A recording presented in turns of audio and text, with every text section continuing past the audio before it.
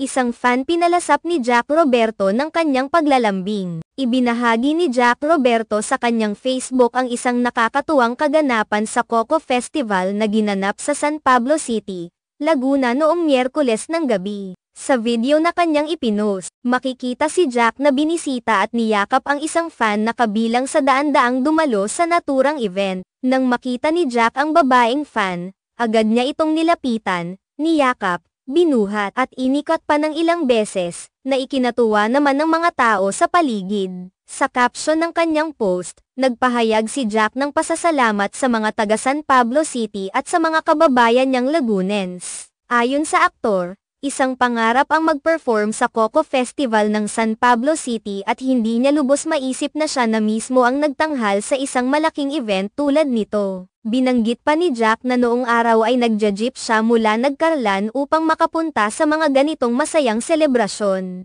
Kaya't labis niyang pinahahalagahan ang pagkakataon na siya naman ang magbigay saya sa mga tao. Thank you, my beloved kababayang Lagunens. Dream come true makapag-perform sa Coco Festival ng San Pablo City. Naalala ko pa yung mga araw na nag-jeep pa ako from Nagcarlan para makapunta lang sa masayang festival na ito. Hindi ako makapaniwala na darating ang araw na isa na ako sa magpe-perform dito. Maraming salamat sa mainit na pagtanggap, San Pablo City. I love you all, ang masayang pahayag ni Jack sa kanyang post. Ang Coco Festival, isang taunang selebrasyon sa San Pablo City, ay kilala sa mga makulay na kaganapan at mga aktibidad na nagpapakita ng kulturang lokal at mga tradisyon ng syudad.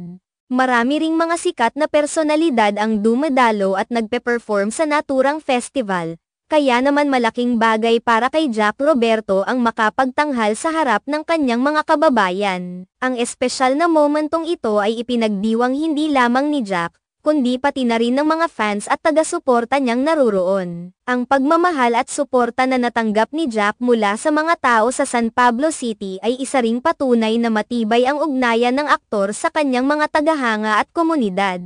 Bukod sa nakakaantig na pagkikita nila ng fan, ipinakita ni Jack ang kanyang pagpapakumbaba at pasasalamat sa mga taong patuloy na sumusuporta sa kanyang career.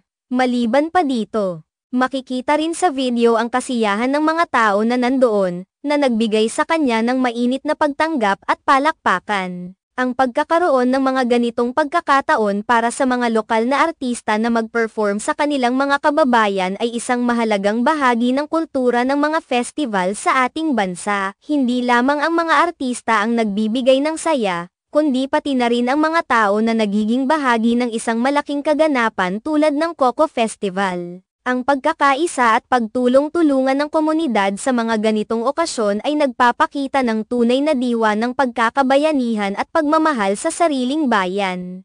Sa kabila ng lahat ng tagumpay na natamo ni Jack sa kanyang career, hindi pa rin niya nakakalimutan ang mga simpleng bagay at mga taong nagbigay sa kanya ng pagkakataon na makamit ang kanyang mga pangarap. Ang kanyang pagyakap sa fan at ang kanyang pasasalamat sa San Pablo City ay isang magandang halimbawa ng pagpapakita ng pagmamahal at respeto sa mga tao na naging bahagi ng kanyang paglalakbay.